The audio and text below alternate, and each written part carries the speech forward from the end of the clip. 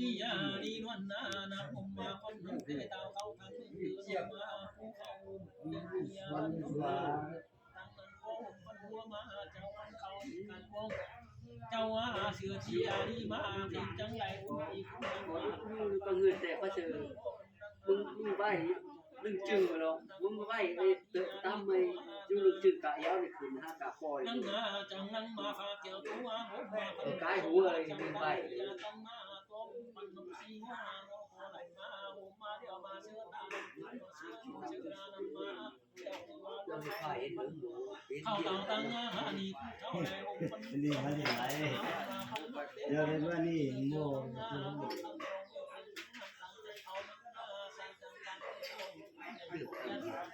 น้ำมาหมู่วันน่ะสายหัวลายการเดินยาตามบนทางมาคนเตะเต่าเราทางเจอน้ำมาภูเขาผู้เดินมา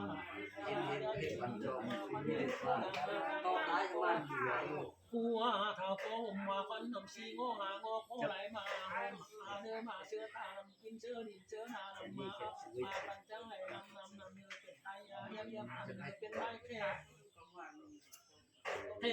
เตือนไปอามาเชื่อแค่เดือนเอาไปอามาจากแค่ความเตะอามูมาทำมันเตะช่างอามูคนหน้าเขาอันเตะเขาซึ่งมีคนหน้ามาเตะหลังเหมือนดีอันเตะพี่เตะสังคันคำมุ่นหน้าเตะเจ้าสุขีนาเจ้าเจเดียนเดียเป็นโอหารเพราะเราคุยกันว่าจะการทำช่วยฟ้ามาสังหน้าเสือเอาไปป้าเราโยนมาเลยวิดทำไมเขาได้ตรงนั้นเขาพาแต่เลิศไปที่นี่มันเขาซิ่วจริงๆอยู่เจ้ามิงเจ้ามาเขาที่เสียข้างเจอหน้ามือเจออะไรเจอไฟเที่ยวนี้ไม่อับจุ่มมาคนเล่ลำเงินหัวร่มในช่วงเดือนซ้ำในเวียนะ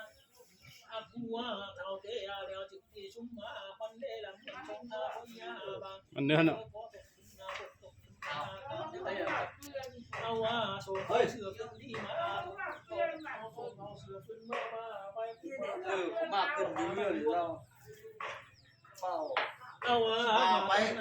เชียอะไรโตมีแต่ขาไม่หวนไม่รบเอามาสีหัวสีเรามาจังจักจันใช่ไหมก็คือเรียน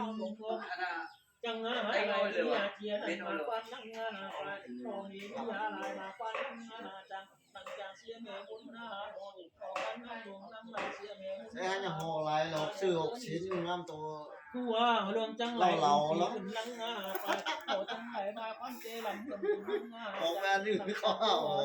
นั่งดวงนั่งลาตัวการอยากเป็นชุดมันยังนับตะโพมือเกี่ยวที่ยาลีตัวเฮมาเนื้อก็หู้นับมันเหนียว3คอชุดมาหู้แล้วมันยังหู้ฉันนับของมือจังไรควันน้ำมากว่าเนื้อบางกว่าเนื้อเมืองเรือนะโอ้หุ่มพันนมเตะสังวาตุยันมาเรื่องจังไรหุ่มพันนมสามดอกตีขันคำเดือดมาหุ่มมาเดี๋ยวจังไรหุ่มพันมาเนื้อเชื่ออันนี้คงห่วงเบ้าสังวาสังความนั่นตียาเบ้าสังวาโอ้ยให้หุ่มพันหัวมาเจ้าเอาคนมาเตะเดี๋ยวตื่นนี่โอ้โหเอาดวงเอาเตือนเอาปีโซ่ว่าคนมาเดี๋ยวเจอนี่จังแบบมาคันที่ตัดหลังปลายมาคนเตะ